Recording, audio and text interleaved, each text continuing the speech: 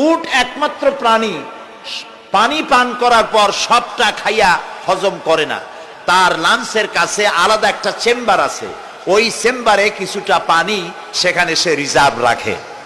গেল 1 নম্বর। 2 নম্বরে পাওয়া গেল অক্সিজেন। প্রাণী জগৎ বাতাস থেকে অক্সিজেন গ্রহণ করে আর কার্বন ডাই অক্সাইড করে এটাকে বের করে দেয়। উট একমাত্র প্রাণী অক্সিজেন যতটা গ্রহণ করে ততটা ছেড়ে দেয় না, প্রত্যেকে কিছুটা জমা করে রাখার জন্য তার বুকের মধ্যে একটা জায়গা আল্লাহ একটা চেম্বার তৈরি করেছেন, ওখানে অক্সিজেন জমা থাকে, একদিকে পানি আর একদিকে অক্সিজেন শ্বাস প্রশ্বাসের জন্য। কারণ কি? কারণ হলো মরুভূমিতে বালুর ঝড় হয়, যাকে আরবিতে বলা হয় সাইমুম, বালুর ঝড়। এই ঝড় যখন শুরু হয় তখন একটানা ঝড় চলতে থাকে 2 দিন 3 দিন 1 সপ্তাহ চলতে থাকে। মানুষেরা টের পেয়ে